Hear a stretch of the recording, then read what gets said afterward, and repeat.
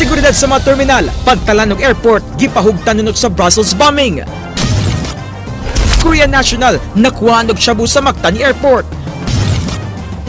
Mga pulis sa Guadalupe Police Station, gipasanginlan nga nagulata og nagbutang-butang og ebidensya. Patay ang gwardya, nagipusil sa dakbayan sa Lapu-Lapu.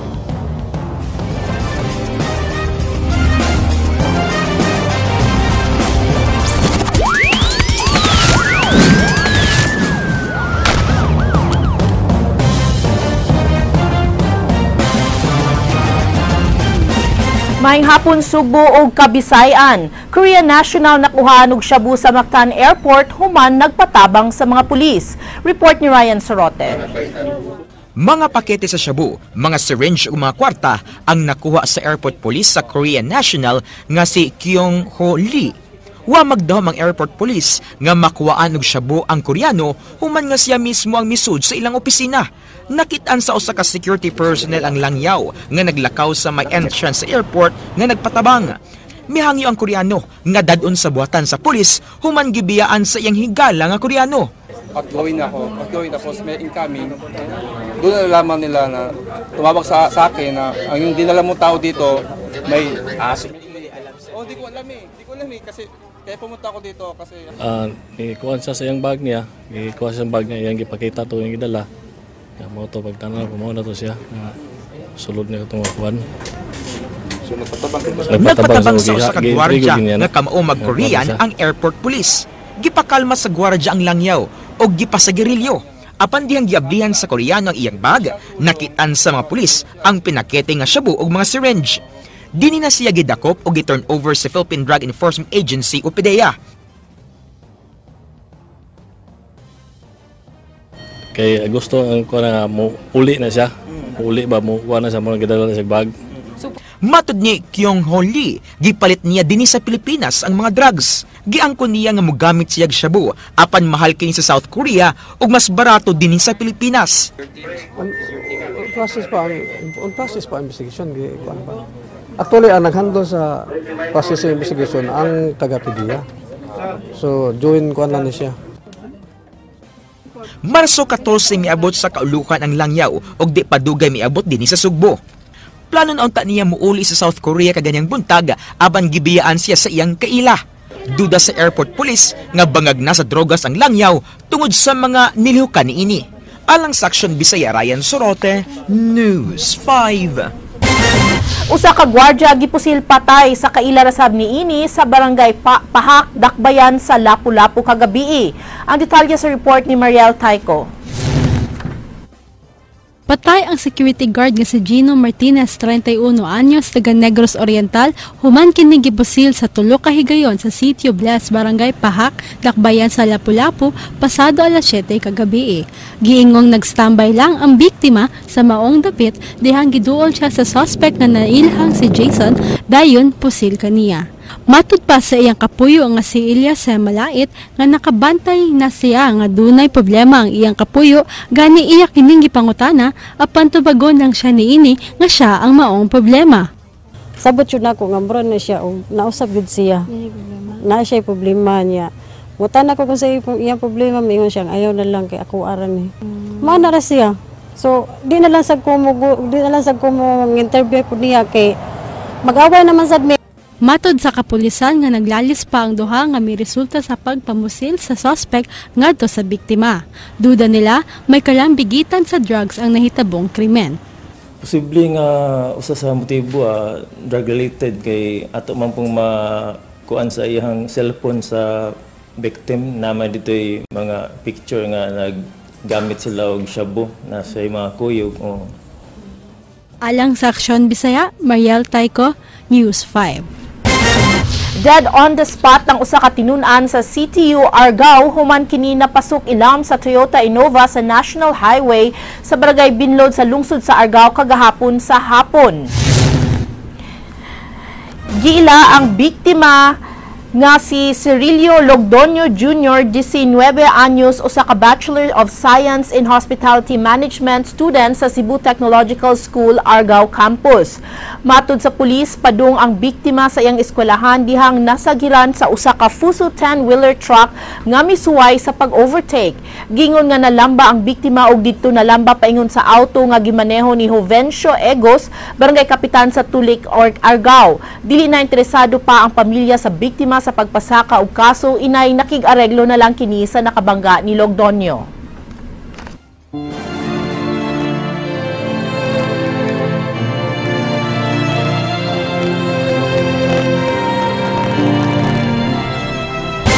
Seguridad sa Rehiyon 7 mas gipahugtan sa kapulisan human sa pagpamomba sa Brussels kagahapon. Kadagkuan sa kapulisan mi inspeksyon sa bus terminal ug pantalan. Nagsunod nini si Ray Pasaporte. Pasado alas 9 kaganihang buntag niabot sa Cebu South Bus Terminal ang mga opisyal sa kapulisan sa Rehiyon 7 nga gipanguluhan ni Chief Superintendent Manuel Gaerlan. Giinspeksyon ni Gaerlan ang terminal kun hapsay ug luwas ang mga pasahero nga mamauli sa probinsya karong Semana Santa. Nakita natin meron naman dito kompleto yung kanilang security. The security guards are at work. We have emergency medical services. Nasa likod natin yung Red Cross na volunteers, and the management is prepared to handle many passengers. Naka-ready pa sila kung sakaling magsasabay-sabay. We have seen at the back that they are preparing some more chairs, waiting sheds, and hopefully they install electric fans and cooling machines para komportable naman yung mga commuters.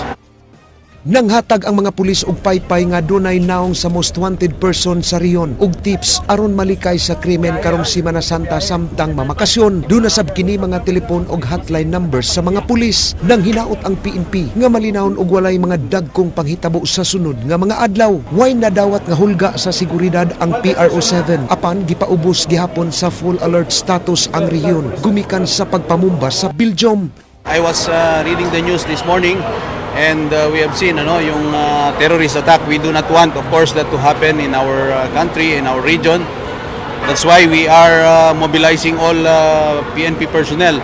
And in fact, pag may mga ganyan, we are jointly coordinating with the armed forces for the possible conduct of joint patrols. Or if not, they're also conducting their own security patrols.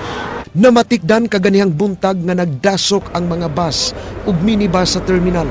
Sanglit minus pasab ang mga pasahero. Karong hapon gipaabot nga magsugod ang pagdasok sa mga pasahero. Giawhag sa kapulisan ang publiko nga dili magsulob og mahalong mga alahas ug magdaragdag kong kantidad nga kwarta aron dili matintal ang mga kriminal. Gidasig ang publiko nga mo-report sa kapulisan kung dunay mga kadudahan ug linihukan sa ilang mga dapit. Gisusi usab sa kapulisan ang Pier 1 di mas daghan ang namauli ngadto sa laing probinsya. To report anything suspicious at kahit wala pang masyadong basis, basta they alert our police personnel so that we can check. Hindi naman masama i-check eh. No, hindi naman ibig sabihin pag chinek may violation na kagad. The reason for verification is we are checking information for its veracity. Some agencies are declaring mag-half day karon, so expected yun. Karon mula iawag sa mga pasahero, musayo lang sila sa ilang expected time of departure. Sir, kung sa ginadili yun, bleeded, tanan-tanan, nga katong na, sa unang nga gidili, para way aso sa biyahe. Pareho lang gihapon, bawal ang mga deadly weapons, pointed objects, o kanang mga hazardous materials, o uban na niya mga kontrabando. Alang sa aksyon Bisaya, Ray Pasaporte. News 5. Pantalan sa dakbayan sa Subo, andam na sa pagdasok sa mga pasahero karong hapon. Si Ed Cañete sa report. Karon ang pagmonitor sa mga sakop sa Philippine Coast Guard, Philippine National Police o Port Police dinhi sa Pier 1 aron sa seguridad alang sa itong mga pasahero nga mobiyahe gawas o pasod dinhi sa dakbayan sa Subo. Yadtong pitsa 6 pa nining bulana, nangandam ang Port Police pagdagsa sa mga pasahero karong Semana Santa. Karong hapon magsugod og dagsa ang mga pasahero nga mopauli paingon sa Bohol ug uban pang silingang lugar sa Kabisayan. Sagad sa mga buhatan, mga pribado o publiko ang nag-half day karong adlaw. So far, wala man except atong last night nga nalantay na intercept na illegal possession of firearm. Gimonitor sa Port Police ang mga bagahe sa mga pasahero gamit ang X-ray machine diin gilain ang babae o lalaki. Gipakatap na usab ang mga sakop sa Port Police ug andam na ang ilang medical team. Hangyo sa Port Police sa mga pasahero nga dili magpataka og bilin sa ilang mga butang. Gipasali Ginoo ni Castrodes nga mauli ang bag nga mawala kung ila kini makarecover. Nato yung mga incidents, isolated incidents ana niya. So far na contact ra pud nato ang mga balingtungdan na. Magkaminos ang mga pasahero sugod ugma tungod sa pagkanselar na sa mga shipping companies nga mobiyahe sa ilang mga barko. Pipila na lang ka mga shipping companies sama sa mga fast craft nga adunay biyahe ugma hangtod na sa Biyernes Santo. Alang sa Aksyon Bisaya, Ed Cañete, News 5. Mas daghang mga pasahero nangabot sa Mactan Cebu International Airport alang sa Semana Santa. Emergency meeting gipatawag sa Mactan Airport nunut sa nahitabo nga pagpamomba sa Brussels Airport. Si Ryan Sorote sa report. Attorney Georgia dagan na sa tumakay suunan gikan sa Luzon ug bisan sa Mindanao ubang bahin sa Kabisayan ang nangabot ni karon sa Mactan Cebu International Airport. Ato usab na suberan nga dagang mga langyaw ang nangabot karong adlaw alang sa Semana Santa. Sayo pa lang sa buntag na puno sa mga pasahero ang Mactan Cebu International Airport. Sagad kanila mga Subuanon nga nanguli aron makauban ang pamilya karong long weekend. Doon na say mga lokal ug mga langyaw nga mga turista nga nangabot karon aron makabakasyon sa Kabisayan.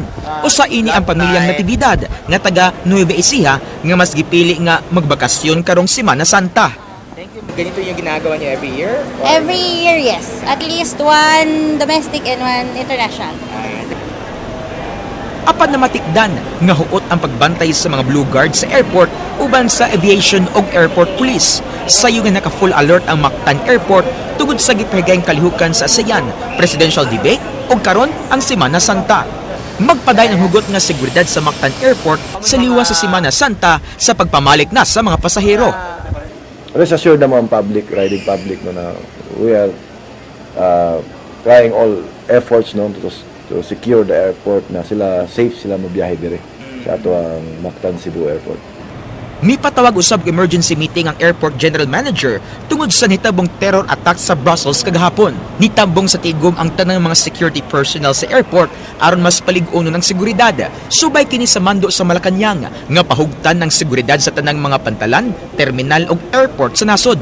Miboto ang bomba sa Brussels sa bugtong security check-up sa open airport sa Brussels. Dini sa Sugbo, kinahanglan mo agig duha ka security check ang mga pasahero sa Mactan Airport. Diin alang sa mga pulis mas luwas. Ang setup sa airport sa Brussels, open airport siya. Ang diferensya sa to, ang open airport magod wala na sa first screening. Plano unta sa GMR Megawide nga sundon ang ubang mga international airport nga usara ang security check-up sama sa Brussels. Supak ini ang aviation police ug mas maayong sundon ang gibuhat sa NAIA 3 nga dunay duha ka security check-up bisan usa kini ka open airport. Alang sa Aksyon Bisaya, Ryan Sorote, News 5.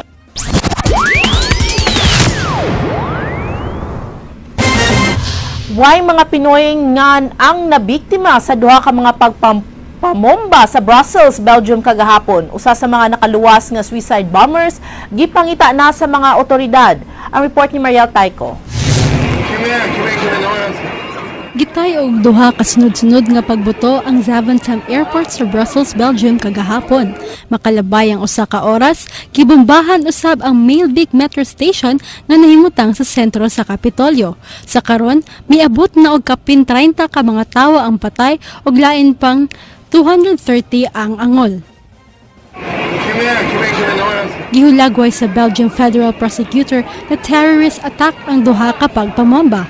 Giangkon usab sa Islamic State militants ang pag-atake sa Brussels. Wa pa kini hingpit na gituohan sa mga otoridad ug padayon pa ang ilang investigasyon sa mga responsable niini. Kipaubos na sa labing taas na terror alert ang Belgium. Gisugdan na sa tibuok nasod ang 3 days of national mourning alang sa mga nakalas. Mipagawas na usab og hulagway sa mga suspects sa Brussels bombing ang kapulisan base sa kuha sa CCTV footage sa airport. Duha niini ang nagsulob og itom nga maoy gituohan nga mga suicide bombers nga namatay sa moong pagbuto. Gipangita na ang ikatulo nga suspect. Gibaha og pahasubo og suporta ang Brussels gikan sa nagkalain-laing nasod. Nipasiga og suga nga color sa flag sa Belgium nga black, red ug yellow ang mga inladong landmark sumala sa Eiffel Tower sa Paris, Brandenburg Gate sa Berlin ug Trevi Fountain sa Rome. Trending usab karon ang hashtag Pray for Belgium uban sa mga fan arts nga gidedicate sa mga biktima sa Brussels attack. Why Pilipino na naapil sa namatay o naangaw sa pagbomba sa Brussels. Alang sa Aksyon Bisaya, Mariel Josefa Tayko, News 5.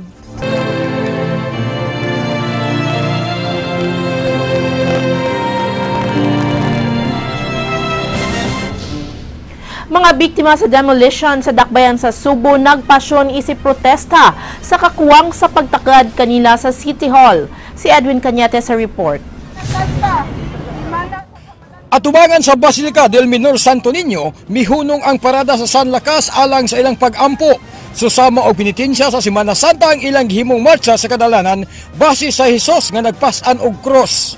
Si Judy Navia sa San Lakas na mahayag nga usa sa hinungdan sa ilang pagmarcha mao ang paghangyo sa kagamahanan sa Subo nga hatagan og relocation site ang mga biktima sa sunog og demolisyon. Nasuta ni Navia nga daghana ang mga biktima sa sunog ug demolisyon nga hangtod karon walay klarong relocation site. Naikapaingnan ang tanan nga mga biktima sa sunog, ang biktima sa demolisyon. Nganong gibito pamanggod niya nga mo manggod higayon nga matagaan niya og pagtagad ang mga kabos. Giklaro ni Navia nga dili alang kang Mayor Mike Rama ang ilang pagmarcha ug apila nini ang uban nga mulingkod sa kagamahanan sa Subo paghuman sa eleksyon. Hangyo ni Navia ang mga naa sa katungdanan sa pagtagad sa panginahanglan sa mga biktima sa sunog ug demolisyon nga mo'y labing apektado sa climate change. Gihulagway ni Navia nga susama na og Manila ang Subo, gumikan kay gamay lang ang uwan, dali ra kayo kining mulunop. Mohimo og challenge sa mga presidente, tagaan og pagtagad ang problema sa climate change. Ngano, ang Cebu ay top 10 sa most vulnerable nga probinsya. Gamay lang gani nga bagyo, baha na dayon kaparehas sa Manila. Alang sa Aksyon Bisaya, Ed Cañete, News 5.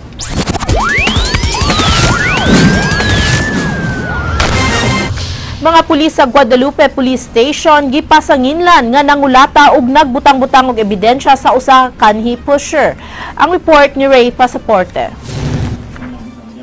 Nireklamo si Junwar Caballes, 30 anyos, nga taga Guadalajara sa Barangay Guadalupe, nga gikulata sa mga pulis sa Guadalupe Police Station nga nidakop kaniya ni adtong Domingo sa gabii. Asoy ni Caballes nga kalit siyang girikisa sa mga pulis samtang nagtan-aw og bilyard. Si Caballes gidudahan sa kapulisan nga namaligya og shabu ug anaa siya sa top 10 drug personality sa Guadalupe Police Station.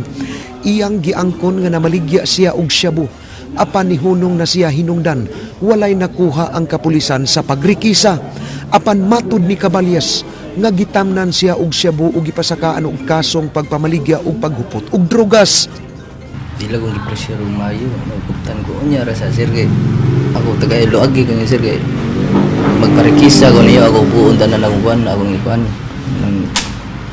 mo lagi na 1 hour na di ko katingog ban gikuptan ko ni Mayo lag masakit mo daw ni lugno sa gusad ko ayaw sa sir logi ko niyo sir mulugay mo sir dili gumdagan lagi sir kuyo ko ninyo ya mo to 1 hour ko ba daghan na gani si dumpol silingan mo dagang ginakakita unsay gibuhat ako banaw gibuhat pok panghuwa no dai bidiri ako nabantayan dali igugod diri gini ya gining uwan ako gi pok ng bulas ng milyaran ba Pilang lang mo? Tulod sila wag laser isa may kailangan wala jud kailan nila jud. Di sa una ra to siya ni duwa anak kuno siya kawa siya trabaho. Nya pagka nana siya trabaho ni undang na siya anak. Kumpiyansa ra sad kay siya kawa na lagi siya naninda anak. Karon wa man mi kabaw nga nama kuno ni kuan niya nga kanang dakpon kuno siya den kalit rag abot ang kanang motor sa kuan ni dakop niya. Ang 15 anyos nga silingan sa dinakpan nakakita sa pagsukmag sa makatulo sa usa ka pulis, samtang ang usa mikuot sa bulsa niini sa kwarta ug shabu ug matud pa gibutang sa lamisa. Diyan to siya magpa-pusos kay siya rin mong nga gikutan siya, gibunog siya. Diyon sa lata? Iplantiran siya. Lagi, diyon sa mga pambulong? Lahat pa dra. Sukma? Oo. Pusasap, diyon siya magpapusas, kulata sa dra. Oh, pwede na sad kay kanang mga pulisa, may lang silang pangtangtangan kay kuhaan silang lisensya. Kay mga salbahis kayo, mga SPO1 pagali. Plano sa asawa ni Caballes nga magpatabang sa Regional Office 7 aron ireklamo ang mga pulis sa pagpangulata sa iyang bana. Giklaro sa asawa ni Caballes nga nihunong na ang iyang bana sa pagpamaligya og shabu human nakakita na kini og trabaho. Gikuhaan og habig sa News 5 ang mga gipasangin lang pulis apan wala sila sa police station. Alang sa Aksyon Bisaya, Ray Pasaporte, News 5. Tulo ka mga tao ang nadakpan atol sa bypass operation sa City Intelligence Branch sa Dakbayan sa Lapu-Lapu kagabi. Ang mag-live-in partner nga silang Gino Garciano ug Michelle Pangatungan, lakip na si Donald Undoy ang gidakop sa mga pulis sa Sitio Look, Pasil, Barangay Maribago, human silang paliti og drogas. Nakuha gikan kanila ang 31 ka gagmayng pakete sa shabu, usa ka medium size ug 4 ka bulto nga gibana-banang moabot sa dulan 300,000 ka pesos. Ang mga dinakpan giingong level 3 drug pusher nga naglihok sa maong barangay. Kasong kalapasan sa pagpamaligya og drogas ang atubangon sa tulo ka mga suspect.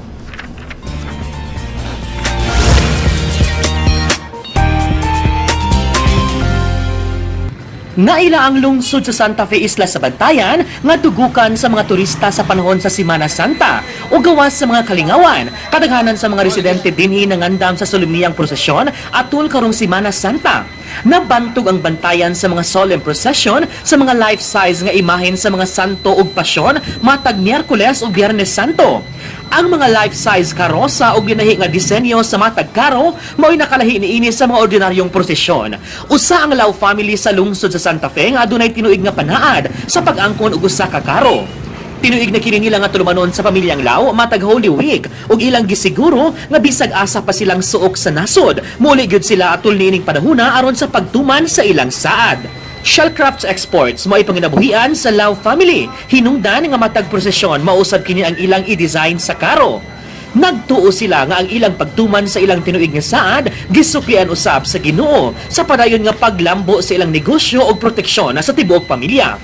Ang kalahian ning karuha sa tibuok nga nasod sa Pilipinas kay kanira siya ang among gibutangan og dekorasyon nagikan sa among produkto nga mao ang Shellcraft.